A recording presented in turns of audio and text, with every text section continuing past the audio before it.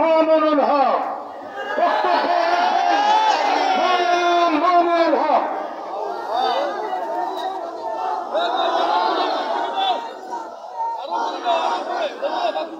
আসসালামু আলাইকুম ওয়া রাহমাতুল্লাহ। আলহামদুলিল্লাহি রাব্বিল আলামিন ওয়া সালাতু ওয়া সালামু আলা সাইয়্যিদিল আমবিয়া'i ওয়াল মুরসালিন ওয়া আলা আলিহি ওয়া আসহাবিহি আজমাইন। আউযু বিল্লাহি মিনাশ শাইতানির রাজীম। বিসমিল্লাহির রহমানির রহিম। লিররিজালি নাসীবুম মিম্মা ইকতাসাবু ওয়া লিন-নিসাই নাসীবুম মিম্মা ইকতাসাবনা। সাদাকাল্লাহুল আযীম। হেফাজতে ইসলাম বাংলাদেশ কেন্দ্র ঘোষিত কর্মসূচির অংশ হিসেবে ঢাকা মহানগরী শাখার উদ্যোগে আয়োজিত আজকের এই বিক্ষোভ সমাবেশ ও মিছিল পূর্ববর্তী এই কর্মসূচিতে উপস্থিত হেফাজতে ইসলাম বাংলাদেশের সংগ্রামী মহাসচিব, আজকের প্রধান অতিথি আল্লামা সাজিদুর রহমান সাহেব সহ হেফাজতে ইসলাম বাংলাদেশের কেন্দ্রীয় নেতৃবৃন্দ, ঢাকা মহানগরী নেতৃবৃন্দ, সংগ্রামী তৌহিদি জনতা, দেশবাসী, হেফাজতে ইসলামের নেতাকর্মী ভাইয়েরা, আজকে আমরা বিগত ৩রা মের থেকে মহাসমাবেশ থেকে ঘোষিত কর্মসূচির বাস্তবায়নে আমাদের যে 4 দফা দাবি ছিল, নারী কমিশনের প্রস্তাবনা বাতিল করে বিতর্কিত এই নারী কমিশনকে বাতিল ঘোষণা করা, হেফাজতে ইসলামের সকল নেতা কর্মীদের নামে ফ্যাসিবাদী আমলে দায়েরকৃত মিথ্যা বানোয়াট মামলাগুলো প্রত্যাহার করা এবং হেফাজতে ইসলামের শাপলা চত্বরের গণহত্যা সহ ফ্যাসিবাদী আমলের প্রতিটি হত্যাকাণ্ডের ন্যায় বিচার নিশ্চিত করা এবং ভারত ও ফিলিস্তিনে মুসলিম নির্যাতনের বিরুদ্ধে বাংলাদেশের যথাযথ পদক্ষেপ নিশ্চিত করা। সংগ্রামী সাথী ও বন্ধুগণ, হেফাজতে ইসলাম বাংলাদেশ দ্ব্যর্থহীন ভাষায় ঘোষণা করছে যে আমরা বাংলাদেশে ইনশাআল্লাহ আগামী দিনগুলোতে প্রতিটি ঘরে ঘরে নারীর ন্যায্য অধিকার বাস্তবায়নের জন্য সামাজিক, ধর্মীয় এবং রাজনৈতিক সকল আন্দোলনগুলো আমরা গড়ে তুলব ইনশাআল্লাহ। প্রতিটি ঘরে বাবা মায়ের উত্তরাধিকার সম্পত্তি থেকে যেভাবে নারীদেরকে বঞ্চিত করা হয়, কন্যা সন্তানদেরকে আল্লাহ প্রদত্ত অধিকার থেকে বঞ্চিত করা হয়, সে বিষয়ে রাষ্ট্র যদি যথাযথ পদক্ষেপ গ্রহণ করতে ব্যর্থ হয়, হেফাজতে ইসলাম দায়িত্ব গ্রহণ করে প্রতিটি ঘরে ঘরে কন্যাদেরকে তাদের পিতার উত্তরাধিকার সম্পত্তি প্রাপ্তি নিশ্চিত করবে ইনশাআল্লাহ। আমরা বলতে চাই, সংবিধান সংস্কারের মাধ্যমে বিতর্কিত বহুত্ববাদের প্রস্তাবনা বাতিল করে সংবিধানে আল্লাহর উপর বিচার আস্থা এবং বিশ্বাস পুনর্বহাল করতে হবে। সংবিধান সংস্কারের কথা শুনছি, কিন্তু বর্তমান অন্তর্বর্তীকালীন সরকারের ক্ষমতার দীর্ঘ সময় অতিক্রান্ত হওয়ার পরেও দেশের মানুষের কাঙ্ক্ষিত সেই সংস্কার আজও পর্যন্ত বাস্তবায়নের কোন রূপরেখা আমরা দেখতে পাইনি। আমরা অন্তর্বর্তীকালীন সরকার প্রধানকে বলতে চাই, জনাব ডক্টর ইউনূস সাহেব, মেহেরবানি করে আপনি প্রথমে অনতিবিলম্বে সংবিধান সহ রাজনৈতিক ব্যবস্থা এবং নির্বাচন ব্যবস্থা সহ গুরুত্বপূর্ণ প্রতিটি সংস্কারের রোডম্যাপ ঘোষণা করেন।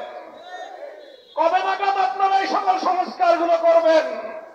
এই সংস্কারগুলোর একটা রোডম্যাপ ঘোষণা করেন। রোডম্যাপের ভিত্তিতে যথা উপযুক্ত সময়ে একটি যৌক্তিক সময়ের মধ্যে নির্বাচনের রোডম্যাপ ঘোষণা করেন। আর সেই নির্বাচন বাস্তবায়নের আগে বাংলাদেশের হাজার হাজার মানুষের রক্তের দাগ লেগে আছে যেই খুনি ফ্যাসিবাদী শেখ হাসিনা এবং তার খুনি মন্ত্রিসভা এবং প্রশাসনের হাতে, তাদের বিরুদ্ধে আইনানুগ ব্যবস্থা গ্রহণ সহ তাদের বিচার কার্যক্রমকে দৃশ্যমান পর্যায়ের উন্নতি করতে হবে। আজও পর্যন্ত সেগুলো বিষয় নিয়ে এদেশের মানুষ আশ্বস্ত হতে পারেনি। বাংলাদেশের বিগত জুলাই এবং আগস্ট বিপ্লবের প্রতিটি অংশীজনকে আমি আজ হেফাজতে ইসলামের পক্ষ থেকে উদাত্ত আহ্বান জানাতে চাই। বিগত 15 বছরের ফ্যাসিবাদী আমলে আমরা যারা রক্ত দিয়েছি রাজপথে, জীবন দিয়েছি রাজপথে, সকলকে আমি অ্যাড্রেস করি। বাংলাদেশের বর্তমান সময়ের সর্ববৃহৎ রাজনৈতিক দল জাতীয়তাবাদী দল বিএনপি, বিগত আমলের অন্যতম মজলুম সংগঠন জামাতে ইসলামী বাংলাদেশ, জুলাই এবং আগস্টের মহানায়ক আমার ছাত্র জনতা, ছাত্র নেতৃবৃন্দ, আর তাদের সকলের সঙ্গে এদেশের 2013 সাল এবং 2011-21 সাল দুই বার বাংলার মাটিকে বুকের রক্ত দিয়ে পবিত্রতা দানকারী হেফাজতে ইসলাম বাংলাদেশের লক্ষ কোটি তৌহিদি জনতা, আসুন বিভেদ ভুলে গিয়ে ফ্যাসিবাদী স্বৈরাচারী শেখ হাসিনা সহ তার সকল দোষরদের বিচার নিশ্চিত করবার জন্য আমরা আমাদের জুলাইয়ের চেতনাকে আবার নতুন করে শানিত করি। প্রফেসর ডক্টর ইউনূস সাহেব জাতির অভিভাবকত্বের দায়িত্ব গ্রহণ করেছেন। আমাদের সেনা প্রধান, বাংলাদেশের অন্যতম স্তম্ভ, যার যার জায়গা থেকে আপনারা দায়িত্ব পালন করুন।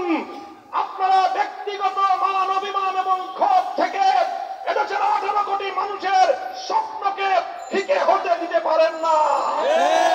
এদেশের মানুষের অনেক স্বপ্ন রয়েছে, এদেশের অনেক মা ও সন্তান হারিয়েছে, তাদের চোখের অশ্রু এখনো শুকিয়ে যায়নি, শহীদের রক্তের দাগ এখনো বাংলার রাজপথ থেকে মুছে যায়নি।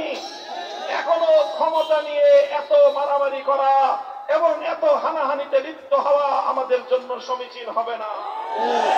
বিএনপি সহ সকল রাজনৈতিক দলগুলোকে বলতে চাই, এভাবে আলটিমেটাম দিয়ে এবং এভাবে টাইম ফ্রেম বেঁধে দিয়ে দেশকে সামনের দিকে অগ্রসর করা সম্ভব হবে না।